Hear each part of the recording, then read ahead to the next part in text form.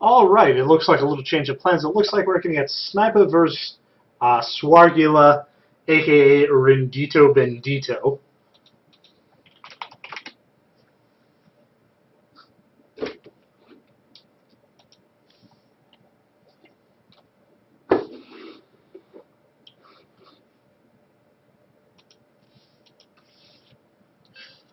Alright, we're going to get started on our second match here.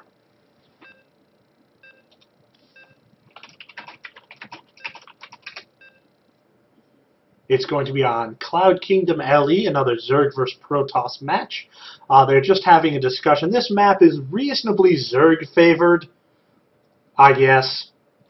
I'm not really all that sure. It's kind of a mid-sized map, maybe. But we'll see. I'm not sure what rank these guys are. I know Swargilla said he hasn't been playing all that much. But let me see if I can go find the rankings of these two guys.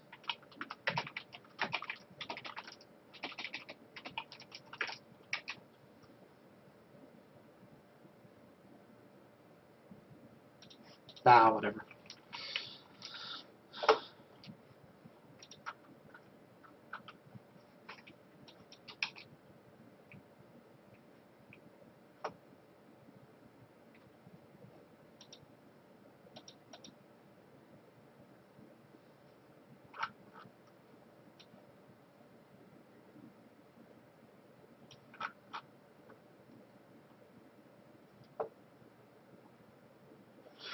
Anyway, so up in the top right-hand corner we have Swargilla playing our Protoss player. In the bottom left-hand corner we have StarCraft, who went Overlord first, which is interesting, but it's a way to go. We have a proxy pylon out. It looks like RnDiTo is going to Forge Fast Expand, which is very popular for Protoss players to do against Zerg, because I know the Zerg player is going to expand, and if you're based down on a Zerg player, you're usually in trouble. So it looks like Sniper's just going to drone up for a little while. He sends his Overlord out on the reasonably long trek over to his enemy's base. We can see maybe he's going to try, he can even wall off down here if you do proper building placement. You just got to make sure that that pylon isn't all that vulnerable. Yep, we can see here he puts down the forge. So he's probably going to wall off here, or at least, you know, create a narrow funnel. He's got his pylon way back, so he won't be in some sort of situation where if all his buildings become suddenly depowered. We can see Sniper over here just kind of keeping an eye out. He threw down, I think that was a 14 pool. Not a big deal. Yeah, 14 pool. And I was going for a gas. All, you know, nice openings. We can see that he's scouted the forge. He sees that there is buildings there. And it looks like he's going to lose a drone, maybe almost. The eternal the eternal chase. And obviously a cannon's going to go down. So that drone's got a GTFO reasonably quickly. So that lets Sniper know that there isn't going to be some sort of, you know, 4-gate early aggression, anything like that. Though he is wisely getting up a spawning pool. He's putting an Overlord here to check for pylons to make sure he isn't being 4-gated. See that that should be finished, and there goes the Nexus. So we have a Forge Fast Expand from our Protoss player. Our Zerg player hasn't quite revealed his strategy just yet. Swargilla, of course, can't sit behind just that one pylon. He's going to have to build a gateway, get some units out, because there are lings on the field. We got 2 lings there. No big deal for a cannon. We see Sniper expanding in response. See an Overlord over there, and a probe with 5 minerals just kind of doing whatever. So we should see... Ooh, he's building another pylon. I like it. He's preventing any sort of run-by by pyloning in and cannoning in. The issue is that cannons are effective in the early game and even mid-game and late game against certain things, but you can't just sit behind a row of cannons and go, okay, I'm fine. The last thing you want to do is just sit back and get in a macro game with the Zerg, because you will lose. It looks like he's just hanging out down here, either checking for some sort of Zerg run-by or planning some shenanigans. So now we see the Cyber Core going down.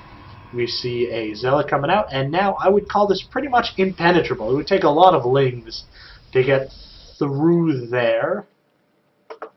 Mr. Sniper is building a hatchery, getting ling speed, and droning up. We can check the units counts, we got 20 drones for Swargilla and 24 for Sniper.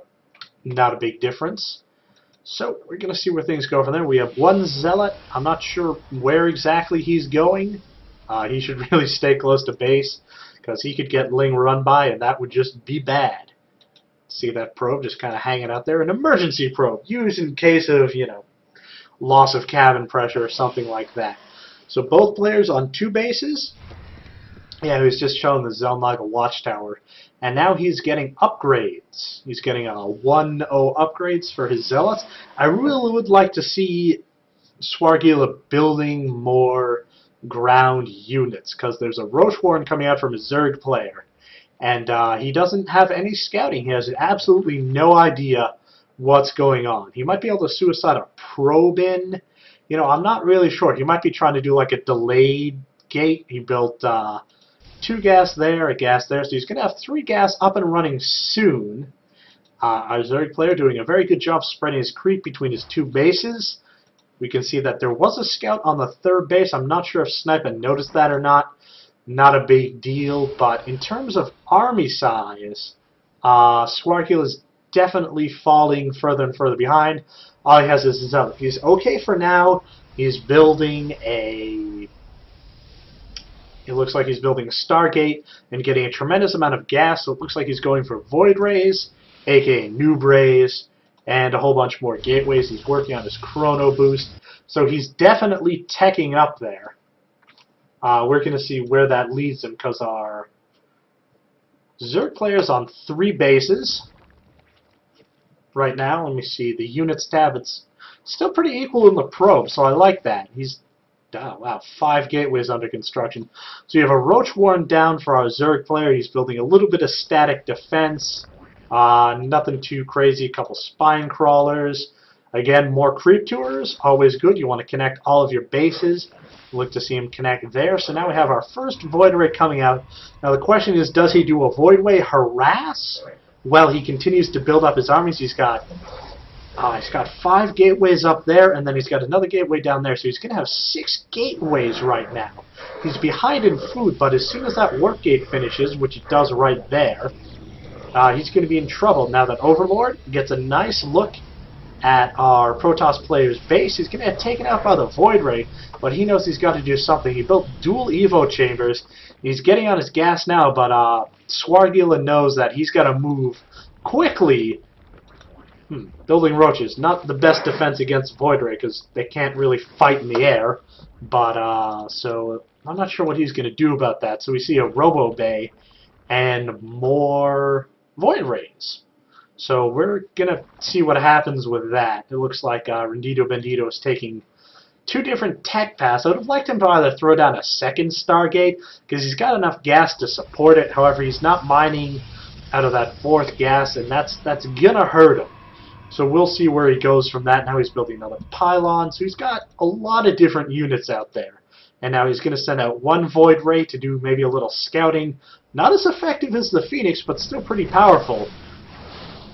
I totally missed that engagement down there. Sorry. Anyway, so there's a pylon and some roaches. But he didn't take down the pylon, so maybe he didn't see it, or he just wasn't aware of it.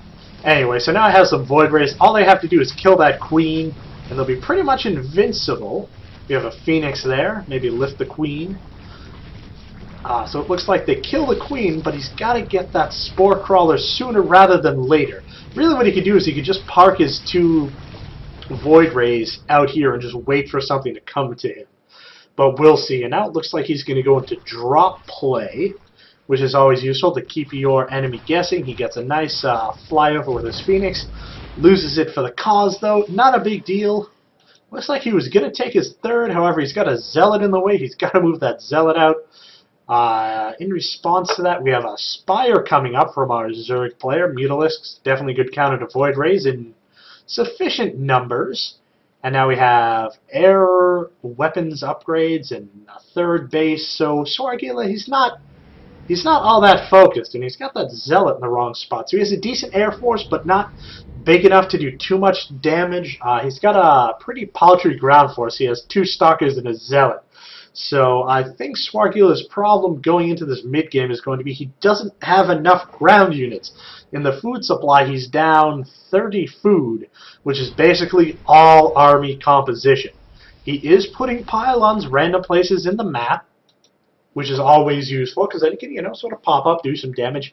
But right now he needs to say, army, army, army, army, like our Zerg player is doing. He is floating a lot of cash there. He's got about 2,500 cash, and that's a lot. Not saving up for a trust fund, as Day 9 always says. So you could spend that on, more units, bunch more overlords.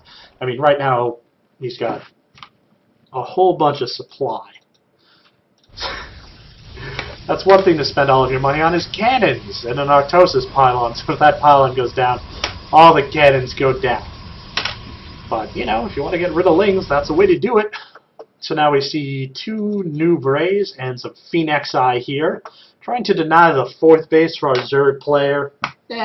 Reasonably ineffective, but as soon as those 19, dear God, 19 Mutalisks come out, that's going to be trouble. So Swargila's going to need a lot more Void Rays to deal with this and a lot more Phoenixes, but he's only got the 1 Stargate. So where'd all those, there they went. We're just going to follow them for a second and see where our wonderful 19 Mutalisks go. Maybe right for the enemy's air fleet. We'll see. And now Swargila.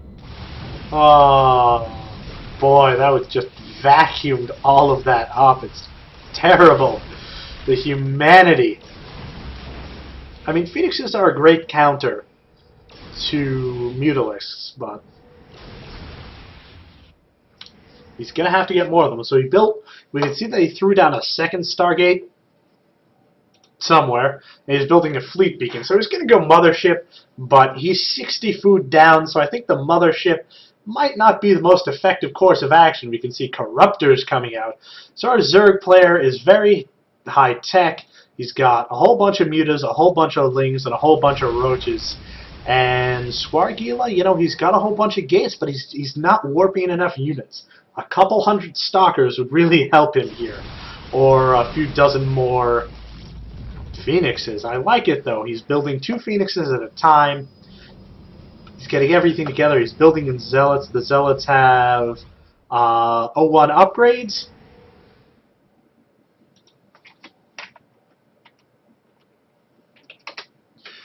He's getting 01 upgrades, but he's 70 food for maximum, and our Zerg player is only 19 food for maximum. I do like it, though. He's got the Observer parked on the army so he can keep an eye on things, but what he's seeing is a really big army. So now we can see he's building 5 more gateways, but I don't know. Gateways are one thing, but he needs to just, keep warping in and warping in and warping in.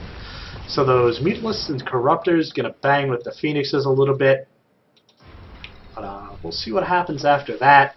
Looks like he's got dual Observers, so they can be extra cloaked. So he's able to keep tabs on the Zerg army. He's building a Mothership. There's not too much detection out there. Snipa's building 1, 2, 3 more gateway, 3 more hatches, and he's breaking down the rocks. He's going to have to fight off those cannons, though.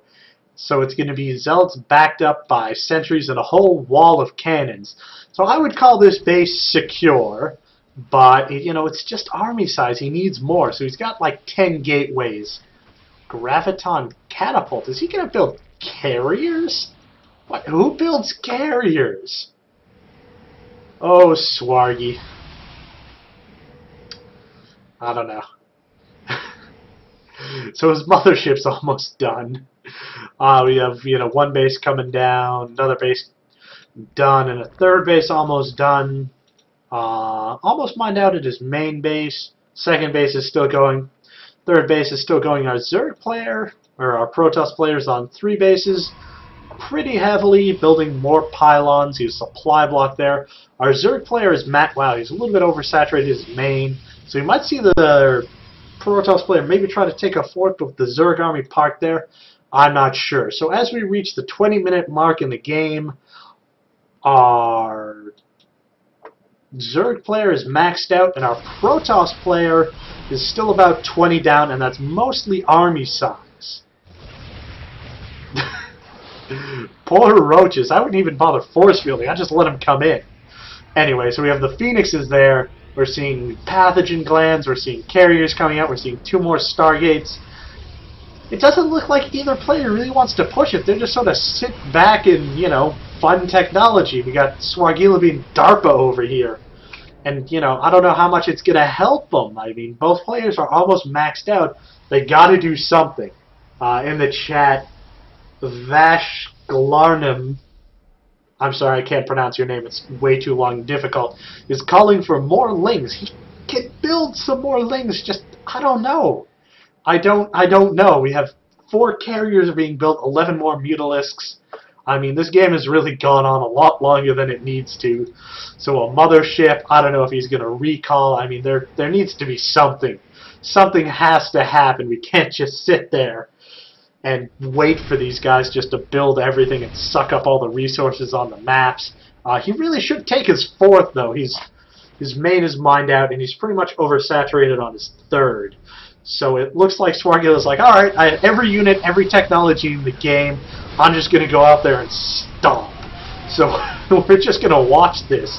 Right now, the carriers are cloaked, which is nice, because the carriers are rather weak units. Sniper focusing down that mothership. Powerful but weak unit. So now we're going to see the roaches and the carriers come in. A nice warping of stalkers.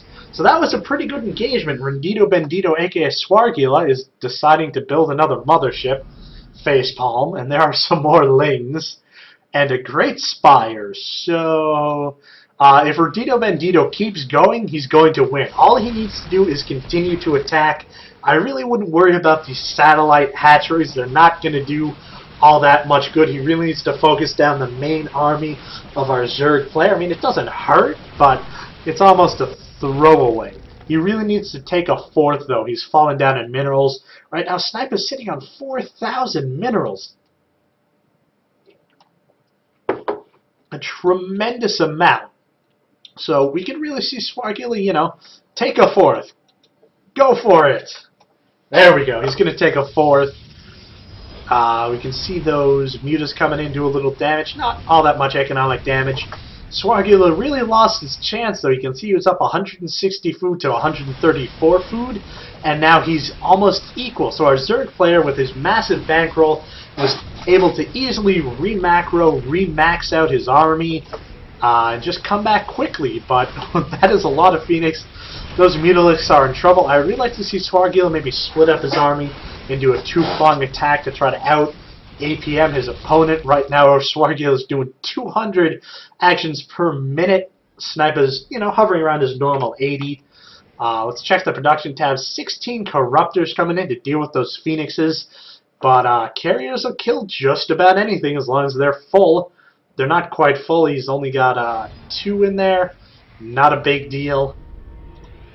Mothership came out. So I would like to see Swargila push out here and do some damage. He's got a massive army. He's going to lose all of those probes to lings. Not the worst thing in the world, but it did delay his army from putting out the sort of major attack that he needed to. And it looks like he's going to lose that. He loses the Nexus. Not a big deal. He can rebuild it, but he's got a giant army. Push out. Do some damage. There we go. Where are you going? Go south. Kill things. Come on now. Just go over there and kill it. He could wipe that hatch off the face of the earth, but instead he's going in for a direct assault. And he's allowed our Zerg player, who's now back at maximum. Alright, you've got a giant army. Go forth and attack. Or not. I really don't know what he's doing. He didn't rebuild this base, though, which I like. So right now they're both players floating up, you know, come on, a little bit to the left. There we go. Anyway, and so what this is going to do is it's going to draw out the Zerg army. This is just a massive carrier. They focused on the mothership. And this is just going to be an all-out slog, but in an army trade, our Zerg player is going to come out so much more ahead because he's able to re-macro. So Swargula, due to his inaction in the mid-game, just sort of sitting back and floating his giant army around, look, he's losing it. And our Zerg player, yep. Alright, so that was SnIpuh versus Swargula. Put on a little bit more Vicky and get the next match going.